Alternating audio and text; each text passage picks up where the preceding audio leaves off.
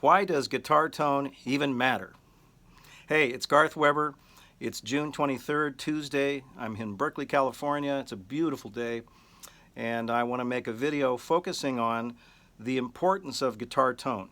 Not necessarily how to go about getting guitar tone, although I may touch a bit on that as well, but why does it matter?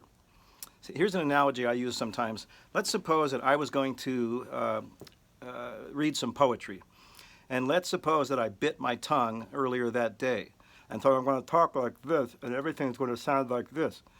It's going to destroy the beauty of the poetry. No matter how, I could be reading the most beautiful poem in history, and it's going to be, compromised by the delivery system, which is my tongue that's not working properly. Okay, so think about a guitar tone. When you play the guitar, you feel something when you play a note. You feel good or you feel bad.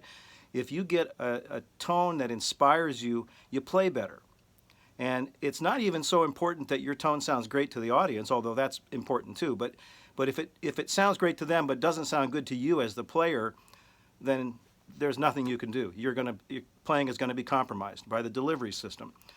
And so it's very important that you find a tone that makes you feel good. It will, for one thing, it will prevent you from overplaying. When you play a note and it doesn't sound the way you wanted it to, like let's suppose you wanted it to sound strong and powerful and it sounds wimpy, well then, you get off that note as quick as possible and get on to the next note because it's not working. And I know so many players who are crippled by this problem.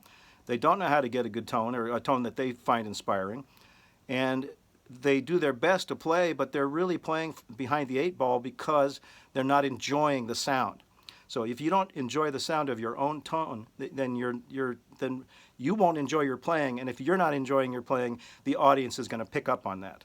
I learned that one time when I was playing down in Half Moon Bay. This is many years ago, and I'm normally people who know me, I'm usually very chipper. I'm in a good mood almost all the time, but for some reason this particular day I was in a bad mood. I was surprisingly, I was playing pretty well, and I felt like, but the audience wasn't reacting. And I thought, this is really odd. I'm playing my ass off and nobody's really paying any attention. And then it dawned on me that I was not experiencing joy when I was playing. And people, they may not know anything about guitar playing, but people know people. And if you pick up on the fact that a performer is not enjoying what they're doing, then it takes the fun out of it for you as the listener as well. So I think you have to find a way to get some kind of a tone that you find appealing. If other people don't like it, well, better that way than the other way around.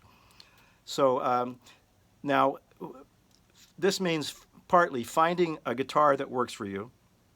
A Fender is different from a Gibson. Finding pedals and effects that you really think sound good, and not using too many of them. Because if you start over-affecting your tone, then you're kind of you're faking it. You're trying to make it sound like something it's really not. Some of the best tone I've ever gotten in my life was plugging an ES-335. I bought a 335 from Robin Ford in '83, I think it was, and it was really a beautiful guitar. It was a 61 335.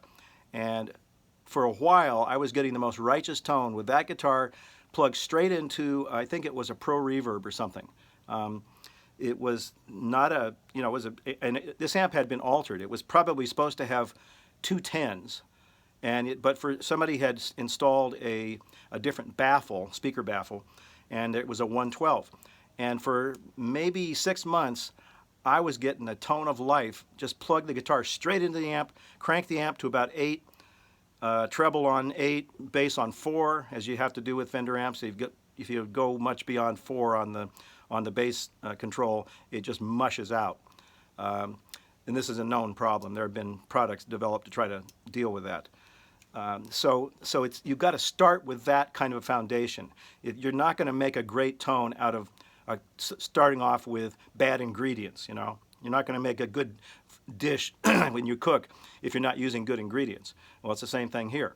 So it has to be a guitar that you like, a guitar that works for you, a guitar that feels good in your hands. And you have to have an amp that gives you something that you can work with. And normally if you plug into an amp, at least for me, I can tell within seconds whether the amp works for me or not. I can tell almost with one note, surprisingly. And it doesn't matter, you know, if the sound of the amp is just fundamentally wrong, then it's not going to matter how you set the tone controls. You're not going to make it sound fundamentally different than it really does. So anyway, I'll leave it there for the time being, but I have more to say on this, and I will see you guys later. Stay safe.